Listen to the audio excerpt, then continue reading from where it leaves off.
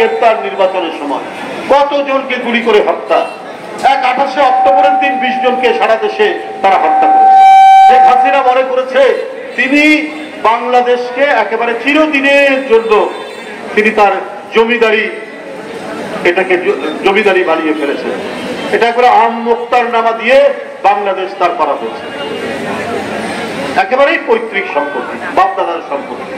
কিন্তু ওনার ধারণা ছিল না যে এই দেশ পাকিস্তান হওয়ার 3-4 বছরের মধ্যে বাংলা ভাষার জন্য নিজেরা জীবন দিয়ে বাধ্য করেছিল বাংলাকে রাষ্ট্রভাষা। শেখ হাসিনা ভুলে গেছিলেন যে 30 লক্ষ লোক জীবন দিতে পারে অকাতরে। শেখ হাসিনা এটাও ভুলে গেছিলেন যে শিশু বাচ্চারাও জীবন দিয়ে একজন নর পশু স্বৈরাচারী দানবকে তাড়াতে পারে। এইটা যদি বুঝতেন তাহলে দেশের এই ক্ষতি হতো না। পদ্মা সেতু বানিয়েছেন, অনেক টাকা বিদেশে পাচার করেছে, ফ্লাইওভার, মেট্রো রেল, উনি দেখছেন শুধু টাকা আর টাকা। পুকুর চুরি নয়, নদী চুরি নয়, একেবারে সাগর চুরি, মানে কি মহাসাগর চুরি করার পরেও শেখ হাসিনা দেখছেন তিনি টিকে আছেন। ঘরে থাকতে হয়েছে, অসংখ্য তরুণকে কারাগারে থাকতে হয়েছে, অসংখ্য তরুণকে গুম হয়ে যেতে হয়েছে, অসংখ্য তরুণ ক্রস ফায়ারের শিকার হয়েছে। বন্ধুরা আমার, এই সমস্ত পরিবার, এই সমস্ত নির্যাতিত পরিবারকে দেশ নায়ক তারেক রহমান দীর্ঘদিন ধরে তিনি তাদেরকে দেখে এসেছেন, সহানুভূতি জানিয়েছেন, সহযোগিতা করেছেন। আমরা অনেকেই জানতাম এই যে রুম্মনরা আছে তাদেরকে দিয়ে নীরবে নিবৃতে তিনি কাজগুলো করছেন 14-15 বছর। এখন নতুন করে তিনি একটি সংগঠন করেছেন আতিকুর রহমান রুম্মনের নেতৃত্বে, মিথুনের নেতৃত্বে।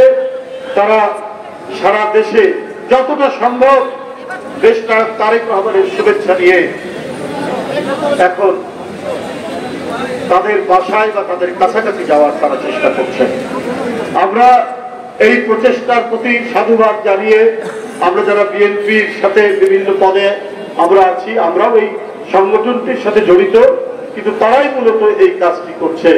রুম্মন, মিথুন এরা এবং এদের সাথে আরো যারা আছেন, আশরাফ, আমাদের আমেরিকা থেকে এসছেন আলমগীর কবির, কাতারে রয়েছেন সাজু, তো সবাই এটা কাছেন। মিডিয়া সেলের আমাদের ভাস্তি ফরজানা পুতুল, সেও এটিকে সাপোর্ট করার জন্য আমরা এসেছি।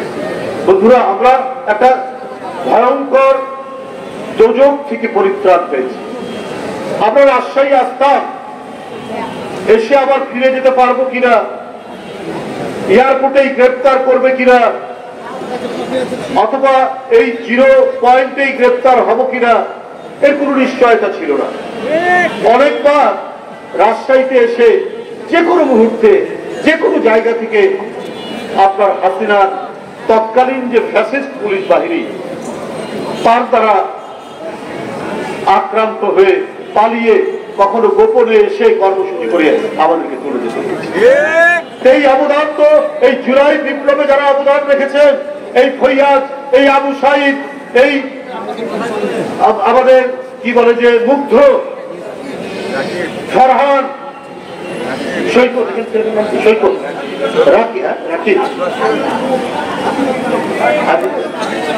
আর সাকিব, এদের আত্মদান, এদের রক্ত, এদের রক্তের আলপনার মধ্যে দিয়েই তো আজকে এত বড় দৈত্যের মতো এক দানব শেখ হাসিনা পালিয়ে যেতে বাধ্য হয়েছে। ওবায়দুল কাদের বলেছিলেন না, বঙ্গবন্ধুর কন্যা পালায় না।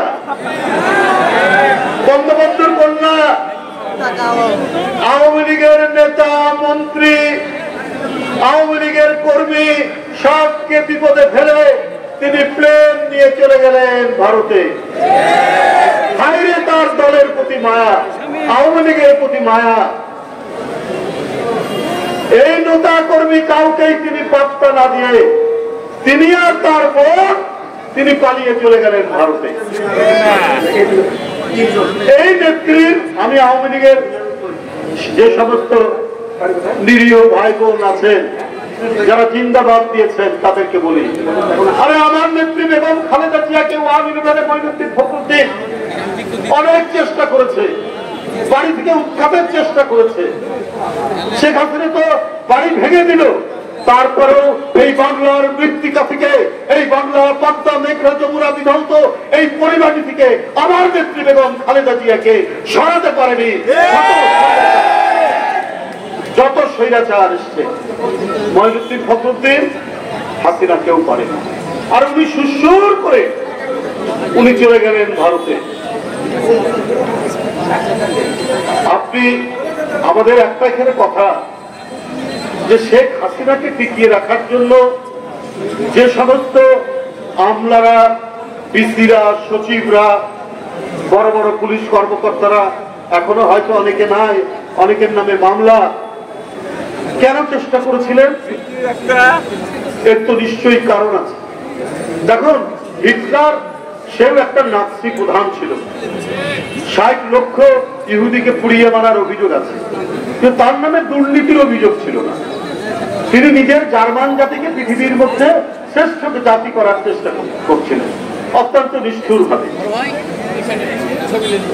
আর শেখ হাসিনা যেটা করেছেন, 18,35,000 কোটি টাকা ঋণ নিয়েছে বাংলাদেশ শেখ হাসিনার আমলে, আর টাকা পাচার হয়েছে 17,60,000 কোটি। কিসের উন্নয়ন? উনি উন্নয়ন কি করেছেন? উনি উনার এমপিকে, উনি উনার ঘনিষ্ঠ ব্যবসায়ীদেরকে, উনি উনার লোকজনদেরকে কালো টাকা বানানোর সুযোগ দিয়েছেন। সেই কালো টাকা তারা বিদেশে রেখে এসছে। হাসিনা যদি বিপদে পড়ে তাহলে তারা তাদেরকে দেবে, কিন্তু হাসিনা ভুলে গেছে বিপদে পড়লে কিন্তু ওই ঘনিষ্ঠ জনরাও এগোয় না। এবং এই যে এখন খবরের কাগজে বেরোচ্ছে, অনেকে বিভিন্ন দেশে পাসপোর্ট করেছেন, ওইসব দেশে কালো টাকা রেখে বিভিন্ন পাসপোর্ট দিয়ে তারা বাংলাদেশে ঢুকেছেন, এসে আবার এখান থেকে কিছু লুটপাট করার চেষ্টা তারা করছিল। এই ধরনের অনেক ব্যবসায়ীর কথা, এই ধরনের অনেক আওয়ামী লীগের নেতাদের কথা এখন প্রতিদিন খবরের কাগজে উঠছে। তাহলে শেখ হাসিনা পালাবেন না তো দেশে থাকবেন? উনার ঘনিষ্ঠ জনের সালাম একের পর ব্যাংক, একের পর এক ব্যাংক এই সালামকে দিয়ে দেন হচ্ছে শেখ হাসিনা। কেন? এই টাকাগুলো সে কোথাও রাখবে এবং হাসিনা বিপদে পড়লে তাকে দেবে। আজকেই খবরের কাগজে পড়লাম, ইউনিয়ন ব্যাংক তারা যত লোন দিয়েছে তার 65% লোন এই সালাম নিজেই নিয়েছে।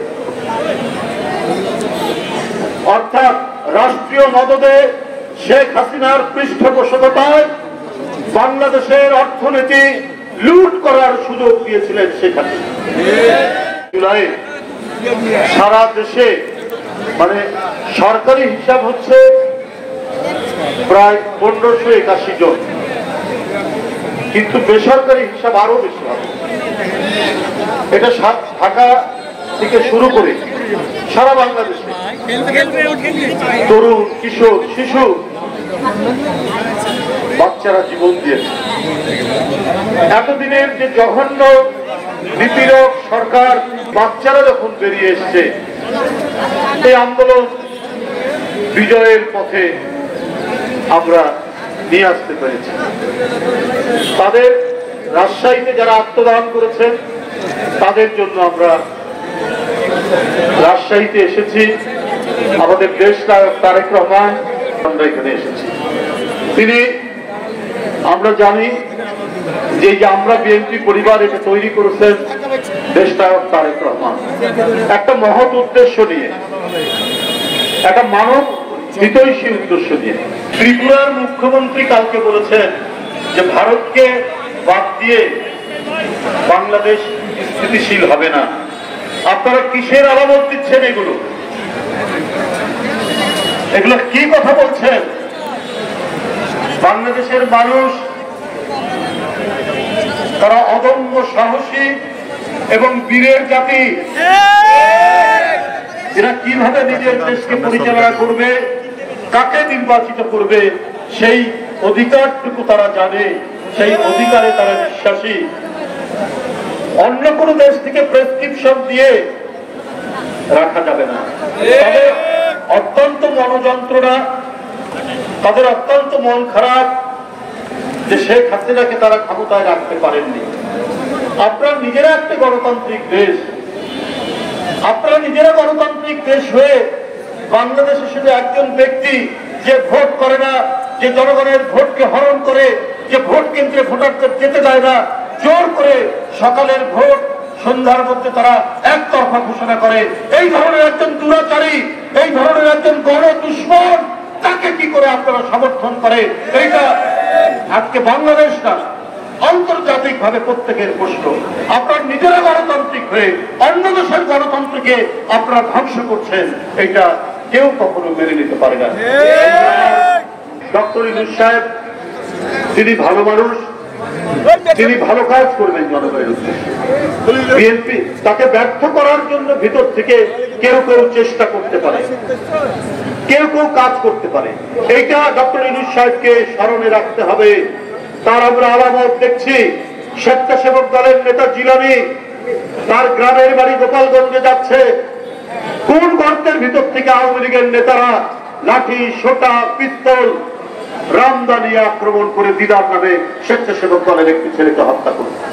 তাহলে ওরা এই জনসমাজের মধ্যে কালো টাকা নিয়ে বসে আছে, অবৈধ অস্ত্র নিয়ে বসে আছে। যত অস্ত্রের লাইসেন্স এই সরকার বাতিল করেছিল, কিন্তু উদ্ধার করতে পারেনি। সেই অস্ত্র তো সেই যুবলীগের হাতে আছে, কারণ যুবলীগ ছাত্রলীগকে অস্ত্র কেনার জন্য লাইসেন্স দিয়েছিল শেখ হাসিনা। সেই লাইসেন্স তারা ব্যবহার করবে জনগণের আন্দোলনের উপর, যেটা রাজশাহীতে তার প্রমাণ। আপনাদের কি মনে নেই শাহ মখদুম কলেজের সামনে থেকে পিস্তল নিয়ে কারা আক্রমণ করেছিল এই শিশু বাচ্চাদের উপর? এই অস্ত্র তো শেখ হাসিনা দিয়েছিল তাদেরকে। এই অস্ত্র উদ্ধার হবে না কেন? এই অস্ত্র তো উদ্ধার করতে হবে, নাহলে এই অস্ত্র তারা অস্থিতিশীলতা তৈরি করার চেষ্টা করবে, তারা এই অস্ত্র দিয়ে সংঘাত তৈরি করবে। তার আলামত দেখলাম, আনসার বিদ্রোহ হলো। এই আনসার কারা রিক্রুট করেছিল? শেখ হাসিনার আমলে একটা সরকার বসতে না বসতেই সচিবালয় ঘেরাও করে তারা সেখানে বিদ্রোহ শুরু করলেন। এইটা কি করতে পারে? এটা করতে পারে না। তাদের দাবি দেওয়া নিয়ে কথা বলতে পারে, অনেক আলোচনা হতে পারে, কিন্তু তারা অবরোধ করে বসলো এবং গণতন্ত্রকামী ছাত্রদের উপর তারা আক্রমণ করলো। এইটা তো হচ্ছে শেখ হাসিনা এবং তার প্রভুদের নির্দেশে কাজ হচ্ছে। একজন বাঙালি চুরির দায়ে সে মারা গেছে পার্বত্য চট্টগ্রামে, তারপরে বিরাট সেখানে দাঙ্গা হাঙ্গামা শুরু হলো। এটা কি আমাদের বুঝতে কোনো অসুবিধা হয়? যেটা কারা করছে, কোন এজেন্টরা করছে, সারা বাংলাদেশকে অস্থিতিশীল করে অরাজকতার তৈরি করে এখানে আবার সেই পরাজিত শেখ হাসিনার এতদিনের লালিত পালিত কালো টাকার মালিকরা তারা এগুলো খরচ করে আবার তাদের উত্থান ঘটাতে চাচ্ছে। তবে শেখ হাসিনা ভুল করেছিলেন, বাংলাদেশের মানুষকে বুঝতে তিনি ভুল করেছিলেন, যাচাই বাছাই করতে তিনি ভুল করেছিলেন।